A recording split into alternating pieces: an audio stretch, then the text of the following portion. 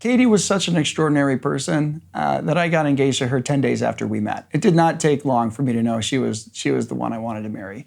And part of that was her family was also just a really loving, great family. And so when her father got up and gave his statement before I did mine in that courtroom with the Cena family there, he talked about Katie and how he knew that Katie loved her, the driver of that car.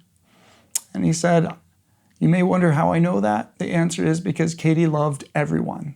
And, that's just who she was. She cared about everyone. She loved everyone. She was kind to everyone. And, so it's a tragic loss, that in a world where there's so much intolerance and so much frustration and anger, that someone who loved so much, so unconditionally and so freely isn't here anymore. My heart went out to Cena, Miss Cena, as well as to our family. It was really hard on her family as well as mine when this happened. It was frustrating. They were heartbroken. They felt guilty because they knew what it meant to my family. But there were a lot of bad feelings there in their family as they wondered what maybe they could have done differently. So it wasn't really just my family. It wasn't just Alexa who was impacted by this. It was her whole family. And tell us who Alexa is so we can get that. Alexa was the driver of the car that killed Katie. And, it was kind of heartbreaking for me when we went to court and did the witness or the victim statements and talked about what Katie had meant to us. And, as we were sharing Katie and who she was, this judge who, she deals with cases all day long. That's what she does for a living. She started crying because she realized that, Katie was someone really special. She was someone really full of love. And now there's these 6 kids who they're going to have to grow up without really knowing their mom. And so even this veteran judge was crying. And the Cena family was crying too. And, we had hugs afterwards. And, I could tell they were really, really sorry. They felt really bad about what had happened. But at the end of the day, no one could bring her back. And we all just have to move on with our lives. And I hope that, they can pick up the pieces of their lives and make something really great out of it. That's what we've tried to do in my family is move on and do something positive. And that's part of why I'm here. Forgiving the driver was surprisingly easy. I think the reason why it was so easy was because I didn't have the strength or the energy to be angry.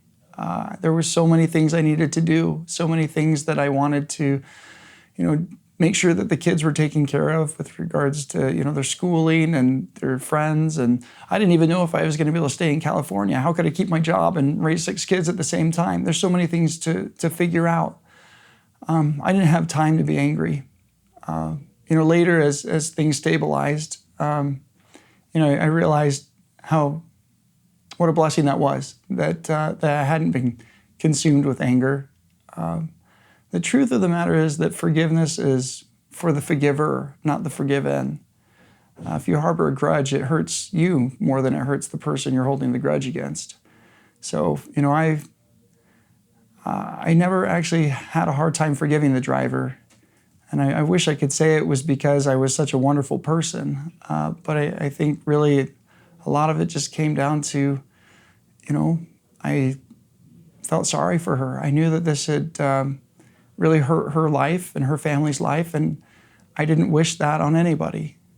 So as much as it hurt me, there was nothing to be gained by being angry with them. But there is a lot to be gained by going to schools and telling people, have a plan. Don't drink and drive. Don't mess up anybody else's life any more than it's already messed up. I wish I had a magic wand and I could just, tap somebody on the head and promise them that, their life would not be hard. You know, the truth of the matter is that every single one of the kids who sees this video, they're going to go through adversity, and it's going to be hard. And I hope it's not the adversity that I've been through, but it will be some form of adversity. And I would just, make sure that the kids know that's okay. It's how you handle adversity that defines you more than anything else. It's easy to be pleasant and happy when life is good, but it's when you face adversity that you learn what you're really made of, and it gives you an opportunity to grow and become something better than what you were yesterday. So, regardless of whether, it's drunk driving or something else, I want the kids to commit to, when they do run into adversity in their lives, I want you guys to commit that you're going to handle it the right way, that you're going to become a better person for it, and that you're going to try and make the world a better place. Because if you'll do that, you're going to heal better, and the world around you will heal better, and ultimately, you'll be a lot happier. So my message to the kids who are watching this, and I'm going to look straight at you, my message is that you need to be smart. Don't just think about tonight, think about your future. Think about the future of the people around you. Don't sell your future and the future of someone else short for something as trivial as, hey, I'm going to get a drink and hang out with my friends. You can drink. That's not necessarily, going to hurt anyone. But if you do it, make sure you're not stupid about it. Call an Uber, call a Lyft, make arrangements. Okay, I get it. I might not drink, but most people do. I'm not oblivious to that. I'm not asking you to change your lifestyle. What I am asking you to do is to think about the future. If you're going to do something like that, make sure that you have a plan. And if you ever wonder about whether you really need it or not, just think about how you're going to feel when you have to sit in court and face the family of the mother that you killed because you didn't plan for the future. And I promise you, you're going to have a second thought. So again, the message that we want to give you is, don't be foolish about getting behind the wheel under the influence of anything. And again, when I talk about impaired driving, I am not only talking about alcohol. I'm talking about prescription medications, marijuana, or anything else that affects your mind or your mood. And so any illicit substances, including alcohol, marijuana, and prescription medications.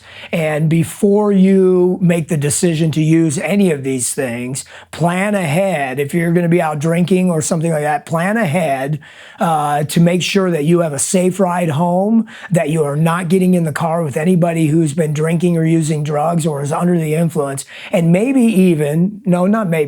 and take it to the next level. And if you see anyone who's going to get in a car after they've been drinking or using any drugs or under the influence of any prescription medications, say something about that. It is not okay to operate a motor vehicle while you're under the influence. And so not only make that decision for yourself, but say something to anybody that you see that might be doing that.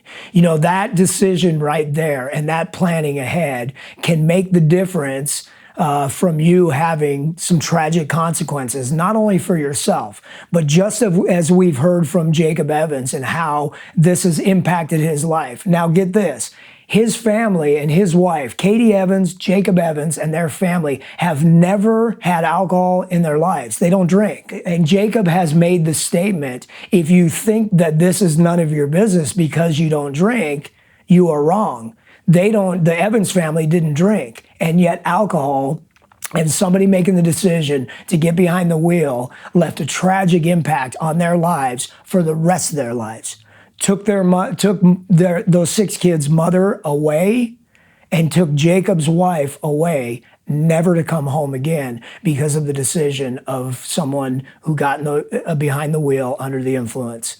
So make the decision to plan ahead and to be safe about everything that you do so that you don't get behind the wheel and tragically impact your life or the lives of somebody else.